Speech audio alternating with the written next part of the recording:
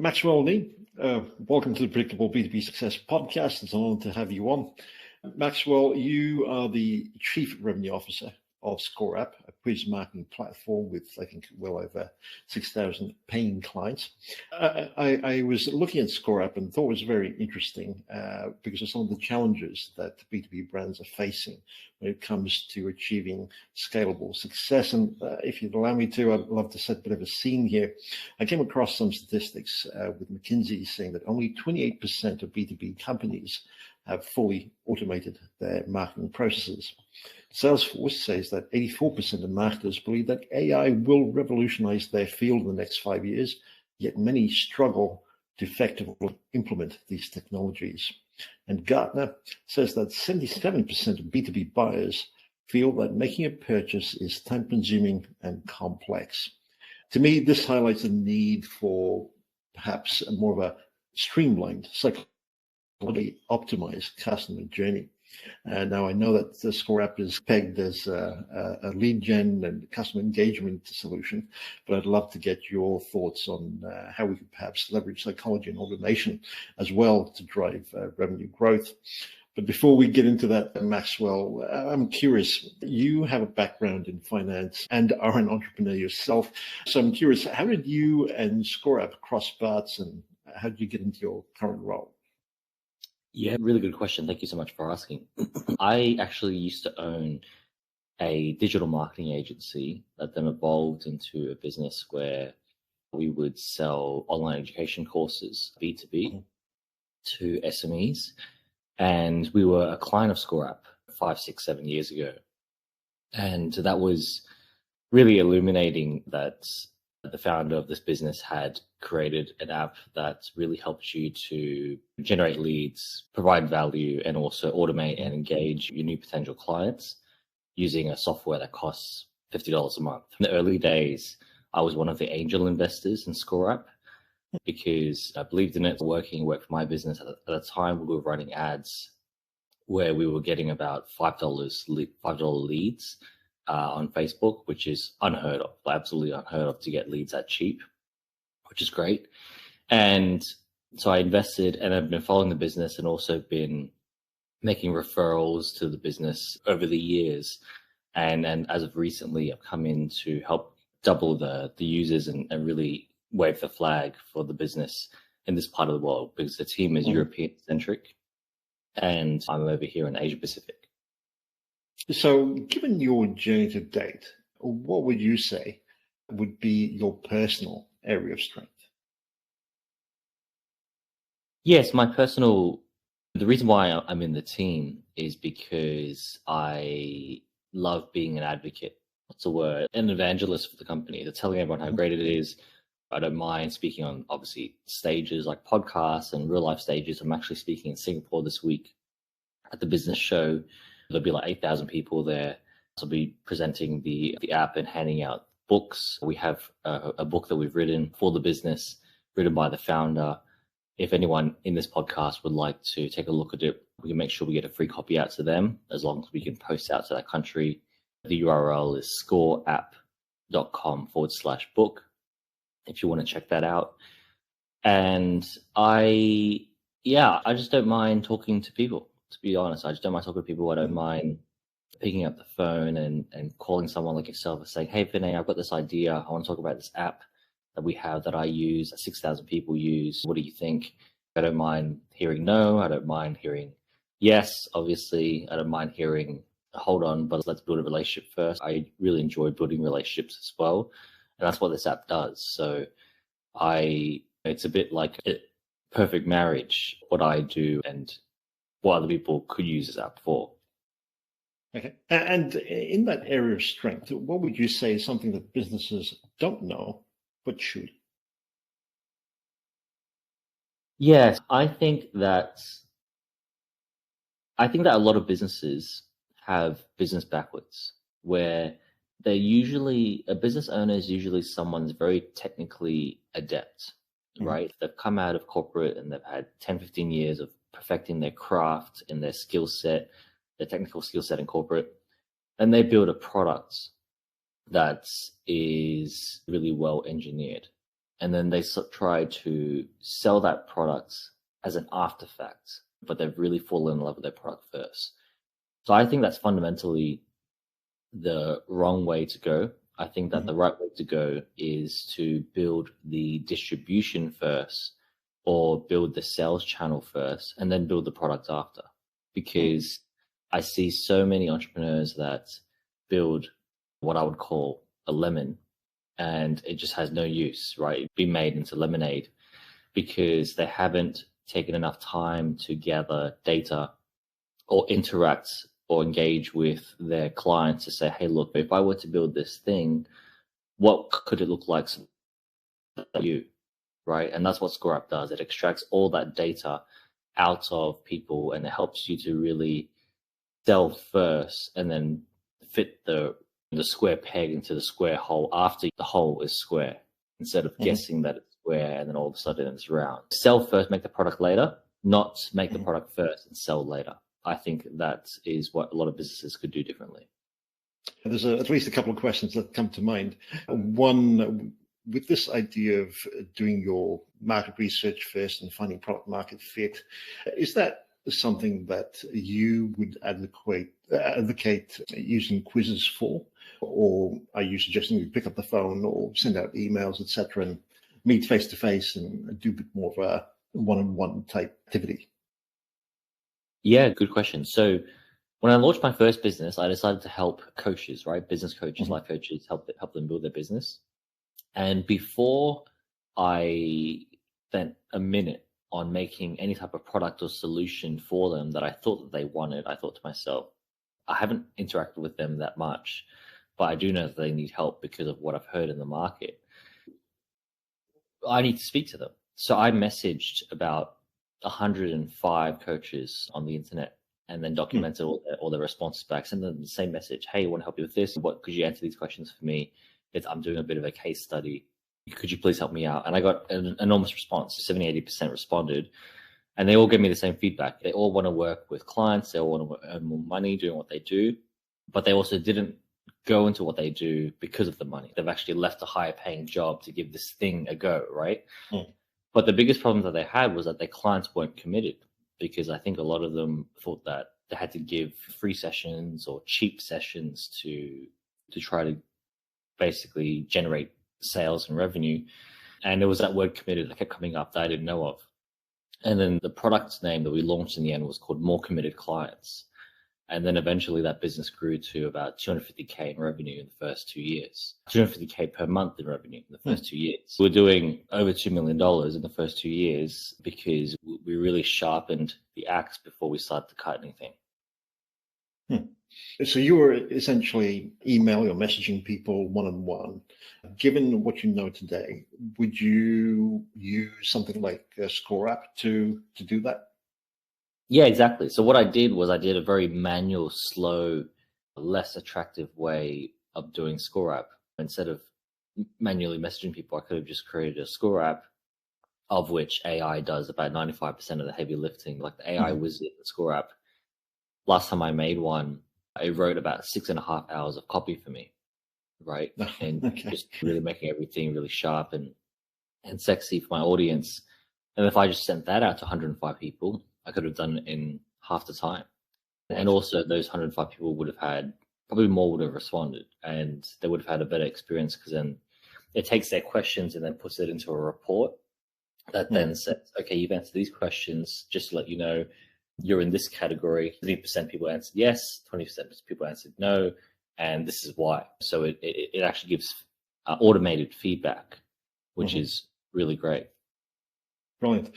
One of the issues I think most brands would face is this idea of ensuring that they are asking the right questions in order to elicit the kinds of insights that they're looking for. What would be your suggestions for doing that? Yeah, so that's the art. The art is, if you're not getting what you want, it's not because you don't have a solution, it's because you don't know what question to ask, right? Because when you know the question to ask, it's just a lot easier to get the answer that you need to move forward. The AI wizard does that. So in ScoreUp, you answer some questions that it asks you, so it pulls the answers out of you, and it tells you to shape the kind of person that you're talking to, what result you're trying to get for them. And then the AI wizard will just start calculating in its AI brain questions that serve the purpose that you're trying to achieve. Mm-hmm. So 95% of that is automated by AI. Right. Okay. Certainly the AI aspect of it certainly helps.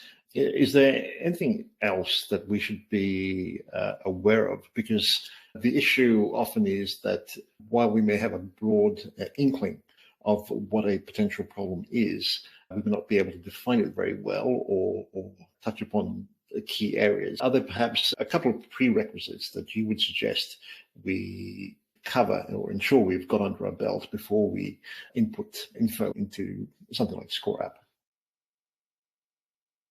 Yeah, so it does take a bit of education, right? Because we're showing you how to master or use effectively quiz marketing, right? And quiz marketing, the most underrated, it's what it does.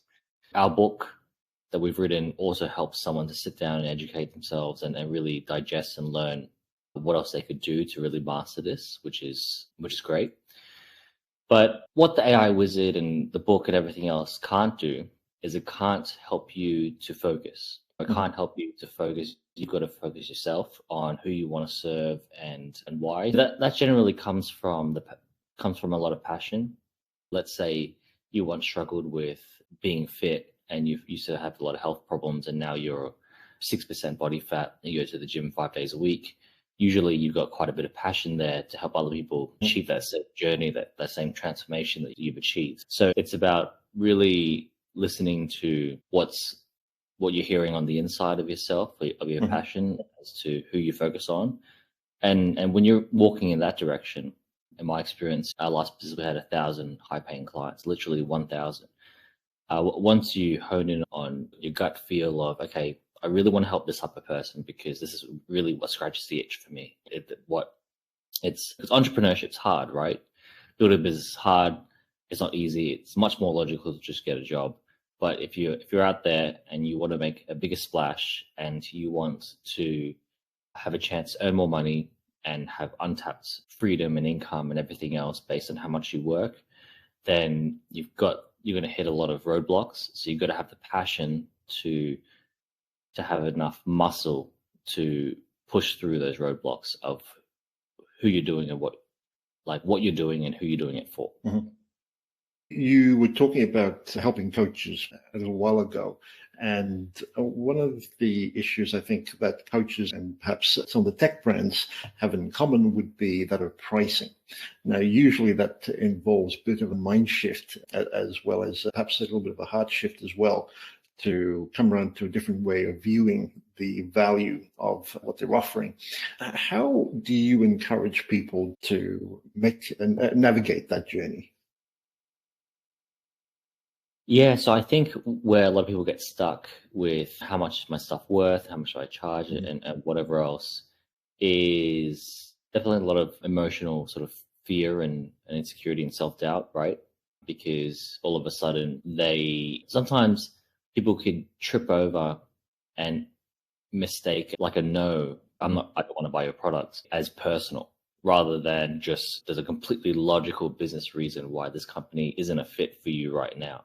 And they take it personal, and then they let that personal feeling water the garden all the way through their business. And then all of a sudden the business starts shrinking in terms of how much confidence there is in the business. I think a lot of business owners potentially could get stuck in their head, right? Instead of trying to solve a problem by thinking about it, instead of taking little small scientific steps as to what's 1 foot forward today, right? So they try to think, okay, how could I solve winning a chess game totally in my head instead of actually just playing the game? They try to think 20,000 steps ahead into a fictitious scenario instead of just saying, okay, why don't I offer this price 10 times? And if I get more than 5 no's, then I'm going to lower the price, right? or just something really simple and logical like that. A lot of people get stuck and then they end up making assumptions that aren't necessarily backed by any type of facts. Okay, very much you're advocating for a data-driven approach, and again, something like ScoreUp would certainly give you the confidence to be able to do that because of the reporting that you see on the back end, as well as personally for each recipient, if I'm not mistaken. Now, I know you've got some pretty big names as clients, the likes of Chris Do, Jay Shetty, and Ali Abdaal as well. I'm curious, from your observations and your own personal experiences, what would you say that those who are getting these outsized wins are doing better than those who are struggling with a quiz marketing approach? Good question. I would say that those that are getting outsized wins have a very focused approach. Like sometimes when someone creates a type of marketing, they get scared about cutting people out, and then they try to make it very broad. And that typically doesn't work, especially online, because there's so much noise online. So they're very narrow in who they're focused on. So I'll give you an example. Jay Shetty, right? So Jay Shetty helps people to find their purpose and live a happier, more fulfilled life. Now, that sounds really broad, but only is really appealing to people who feel a little bit lost and want to try to uncover a bit more happiness, fulfillment in life, right? So he's specifically not talking to you if you're out there killing it and you're loving life and you know exactly where you want to be and you are where you want to be. He doesn't want to talk to anyone besides those who feel a little bit lost. Christo is the same. He helps graphic people in design to value themselves and have the businesses that they want. So if you work in B2B consultancy or engineering, or you work in marketing or sales, he doesn't want to talk to you.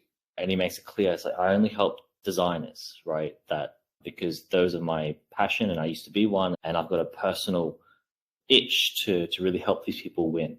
So being very focused, would you say that building out something like a quiz, that the question, or sorry, the title of your quiz plays a pivotal role in the kind of engagement you get?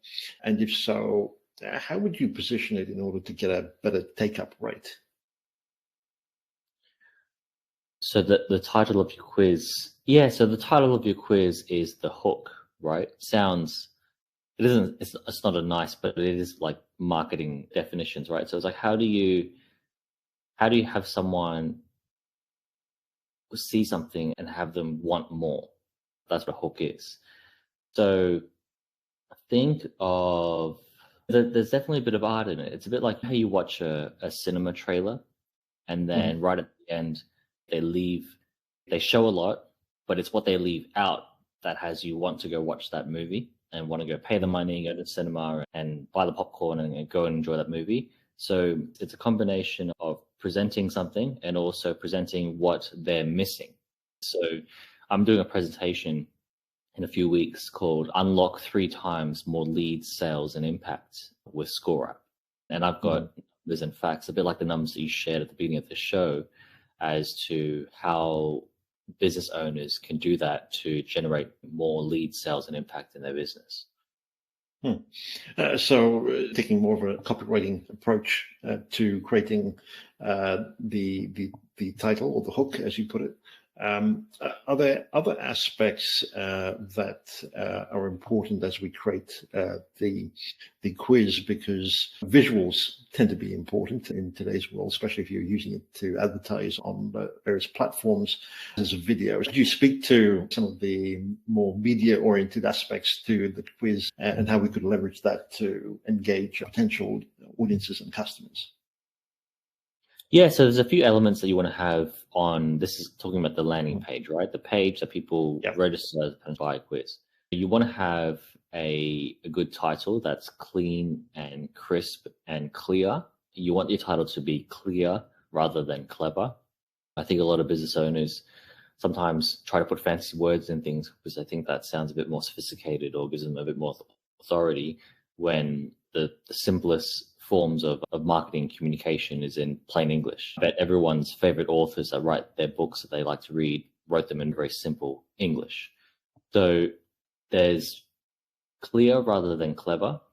In terms of the images as well, images and the words, you want to speak to a very clear outcome.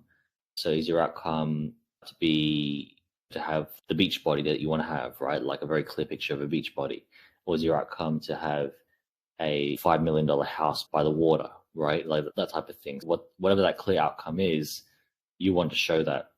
And typically in the outcome, a lot of businesses, like real estate agents is a really good example of this. A real estate agent doesn't sell a house, right? They don't sell 300 square meters. What they sell in the images is the lifestyle, the aspirational lifestyle that you could be doing right now, because that would make you happy. So the outcome, the lifestyle, whatever that is. And then what you also want to weave in there is your credibility, right? Because there's a lot of people saying different things, and why should this person listen to you? Why should anyone listen to me?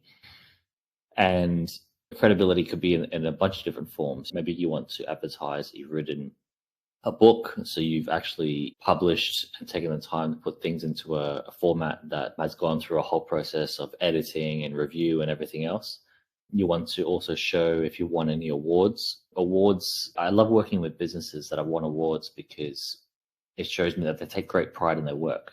It's a bit like if you ever go into the kitchen of a restaurant, whether it's a Michelin star restaurant or a cafe or whatever, and you see the chef, and the chef's clothes like immaculate and the kitchen is immaculate, even though they've just gone through a storm to put out 300 plates. Typically, the best chefs almost always have very clean clothes and the kitchens are very clean because they take great pride in their work.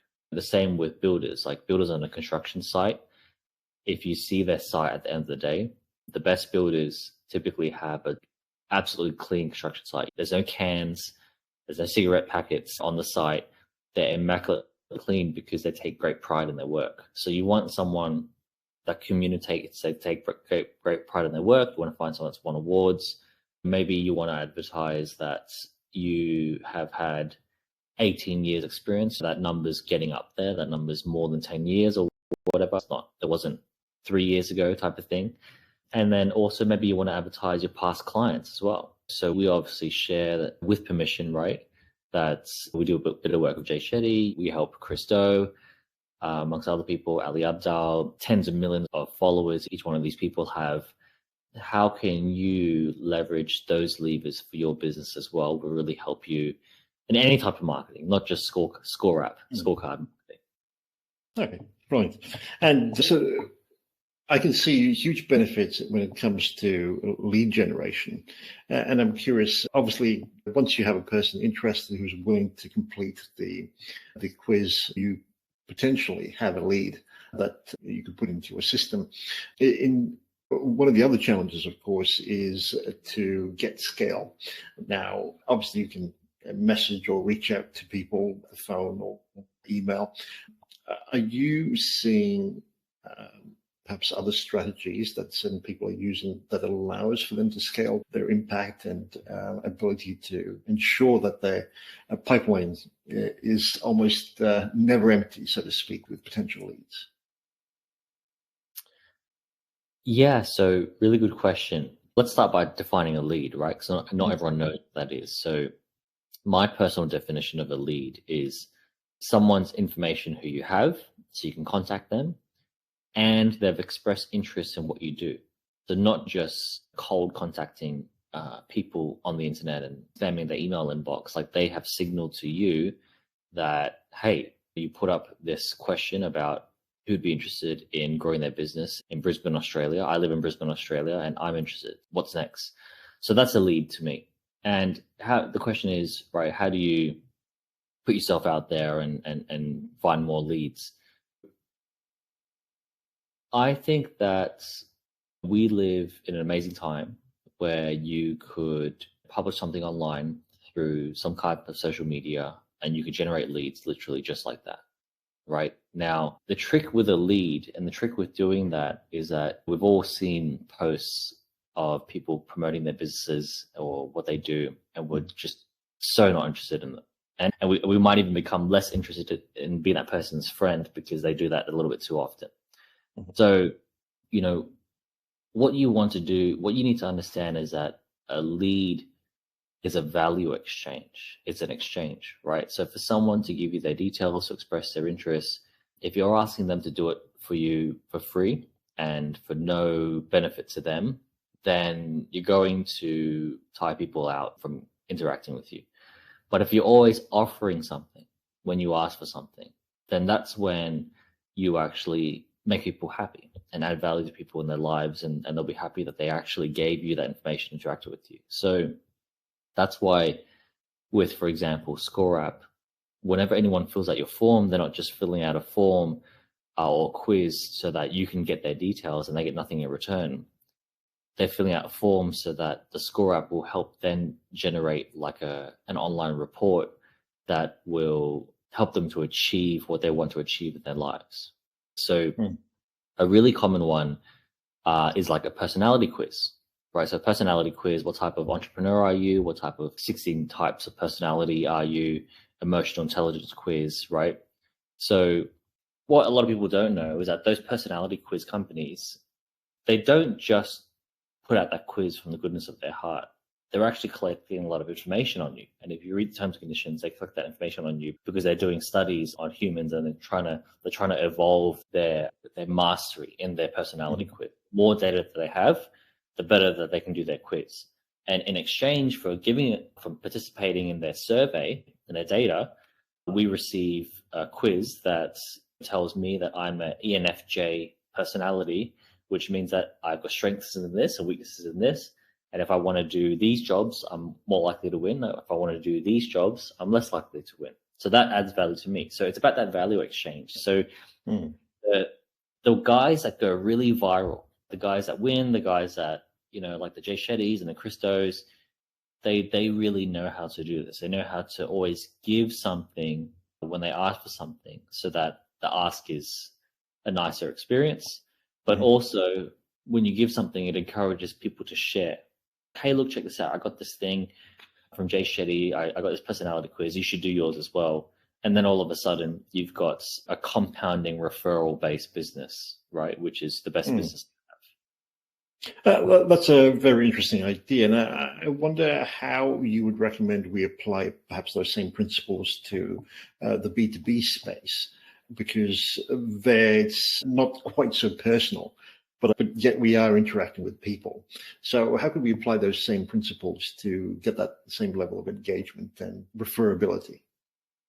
Yeah, good question. So what you've got to do is you've got to understand the sales cycle of your products within this B2B business. For example, are you speaking to an engineering business? And it's, okay, what's their number one priority? And the number one priority for a business and the person that you're speaking to isn't actually always sales. Typically only for the salesperson, the number one priority is sales. But is it to do things faster? Is it to reduce costs? Is it to do things with more efficiency? Is it to do things with less risk? Is it to be able to statistically, so what are you selling? Are you selling time? Are you selling money? Are you selling less risk? Are you selling more efficiency? Are you selling a happier workplace? Are you selling like chief people of culture and leadership?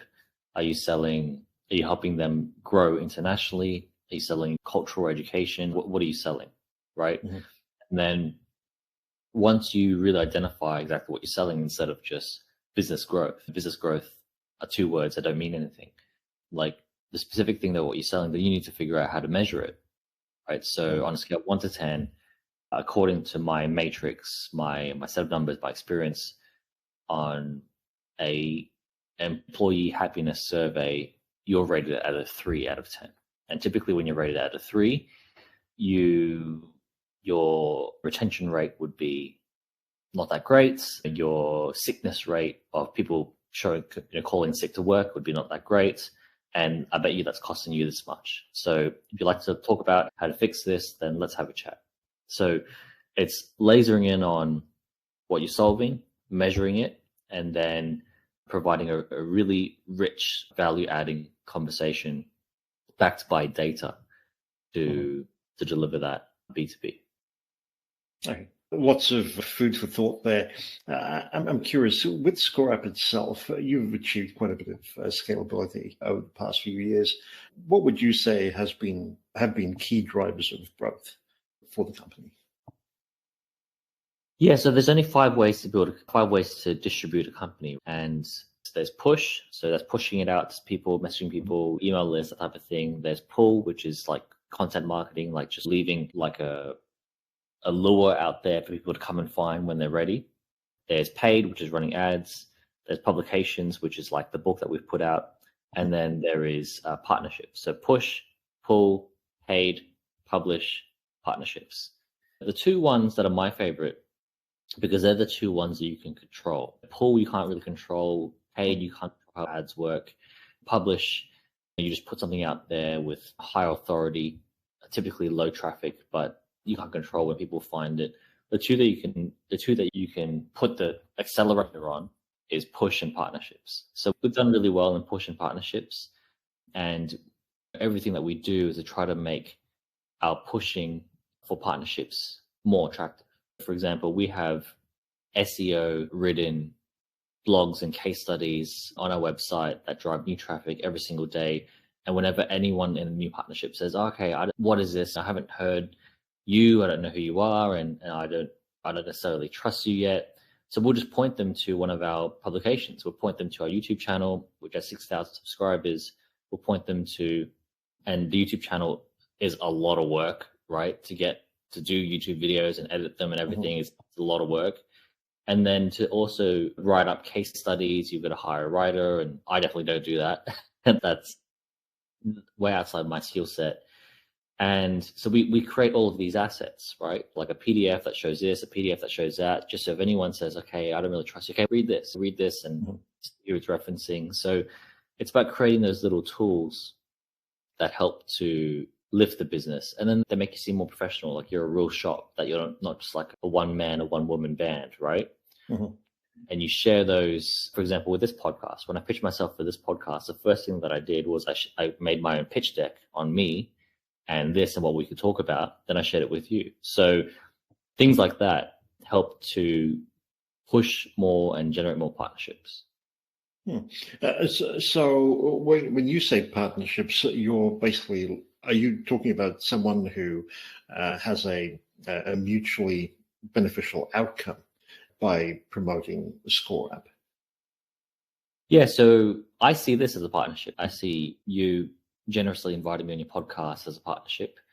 There's also partnerships where we might pay a bit of money to sponsor something. For example, if we're speaking at a big event and there's very little spots for speakers, we might just pay to sponsor to get a spot to speak, and then bring a team there and bring our books to hand out to people. There's also partnerships in, for example, like list swaps. We have about more than 100,000 people in our email list. That's 100,000 people that have registered to learn more about ScoreUp. And we might, for the right partner, we might do a swap where they might promote like a webinar of ours on their list. We might promote a webinar of theirs, but that has to be a really good match. You don't want to just, I saw something pretty funny. So I live in Singapore, and out of nowhere, I saw this red van drive past me. And this red van was a logistics company, fast shipping, UPS type of thing. And there was a picture of Leo Messi on the van in Singapore promoting a logistics company. He's holding a box, like shipping, like I'm going to drop this. I'm a mail van dropping this box off at your house. And I thought, wow, I'm sure that works for that company, but in terms of like alignment, I'm sure everyone thinks what I'm thinking. Like, why the hell is Leo Messi on a mailman box van in Singapore? Is there any congruency there? So congruency is important, right? You want your clients to feel like you're not just trying to connect random dots to get them to buy something. A bit like that Leo Messi shipping company advertisement that I saw. And would you say that with all that you're doing, certainly in the push and the partnership side of things, that they also contribute to client retention? And if so, how do you view that? Yeah, so client retention is the holy grail for any business, especially a tech business, right? Because a tech business could increases its value based on how many clients it retains, not how many clients it gets. So It's got to be about longevity. And so is any business. We have an internal and an external slogan, unofficial slogan for the business, and it's that we want to force you to be successful. We understand that it's a pain in the ass learning something new, and you got to put work in, and creating your concept for your scorecard might take a bit of brain power. Like, we understand that. So we have a couple full-time customer service people where you talk to a real person, and these real people are in typically your direct time zone. There's me in Asia Pacific. There's 2 of our customer service people based in London. And there's also a whole development team that do like a laundry list. If you roll out a piece of toilet paper, that's how long the list is of upgrades to the app every single month. So, there's a real focus on how can we do more? How can we do more? It's a bit like a Rolls Royce. Like Rolls Royce, they go there, they look at their cars, and they never see it as done. Think about, how can we make this more comfortable for the client? How can we make the grooves of where you put your hand in the steering wheel just a bit more comfortable for your fingers? How can we make that more ergonomic? How can we make the shade of timber in the Rolls Royce a little bit more luxurious? Everything can be like sharpened and sharpened to the point where you just got this magnificent piece of art. So that's really what we aspire to, and all the best brands that anyone thinks of do that. I think, for example, I fly Singapore Airlines a lot. I think that they're the best in the world because they want to improve everything, even to the smell. So I don't know if you've been on Singapore Airlines recently, but as of recently, all the airlines and the lounge smell the same because they want that consistency. And also people underrate smell. Smell something that if you walk into a hotel room and it's a beautiful room and it's marble floors and all that type of stuff, but there's just some weird smell coming from the bathroom, then your brain will associate that room as dirty because smell it gets under your skin. I really noticed that because I used to do a bit of work in property, and every time you have a property smell differently, like when people walk in, it's just that little extra touch that can blow people away. And it's $10 to spray some perfume. It doesn't cost anything. We are putting that type of 7-star effort into every little facet of client retention, and so should anyone. And that only happens when you're passionate. So it comes back to what I was saying at the beginning. If you're not passionate about what you do, you're not going to care about that type of stuff, and then you won't ever be in the top of the pyramid, of the top of your game, top of what you do. Not that everyone has to be the best, but your life gets easier when you move to the top of the pyramid. You'll be somewhere in the middle. So that's why I really believe you should only ever start something if you've got the passion to at least aspire to be at the top of the pyramid. At the intersection of quiz marketing, psychology, and automation, do you find that there's perhaps a couple of aspects that don't get talked about very much? If so, what would they be? Oh, that's a good question. Aspects that don't get talked about very much. So I can geek out on this, and I try not to because that's not digestible for everyone. But if I was to really geek out on quiz marketing, there's always a currency that something sells that has you buy it, right? Uber doesn't actually sell transport. The currency of what it sells is time, because if you can save time when you're in a rush, you will pay, right? That's just simple. Amazon doesn't actually sell cheap international adapters for charging your laptop in a foreign country. What they sell is time. They sell is 2 clicks. That thing shows up at your house that day. Like, how much more time could you sell me? And how much more attractive could that be? Because you just selling me so much time back in my life, right? And no one can get enough of that. So whenever I look at anything, I always look at the currency of what it sells. Quiz funnels and quiz apps and like personality quizzes and body type quizzes, business growth quizzes, what type of entrepreneur are you quizzes, right? They don't actually sell all those things. The currency of what they sell is vanity. Right? Because people love to learn about themselves. People love to self-indulge no matter how humble you are, it's, oh yeah, you did that, you got that answer. Well, you got that response. What's my response? So the real emotional tickling that this does for someone, like the reason that they do it might be, I'm exaggerating here, I don't know any of these numbers scientifically, might be 10% utility, 10% I want to do this because I want to find out practically how I score on this. And it might be 90% vanity, like the actual unspoken, uncommunicated philosophical pull towards clicking this button and answering these questions. And the curiosity might be 10% utility, 90% vanity. Brilliant. Thank you for sharing that. To wrap things up, Maxwell, if you were listening to this episode, what would you say would be your top takeaway? It would be, this stuff is really powerful, and obviously 6,000 people have found it to be really powerful. So you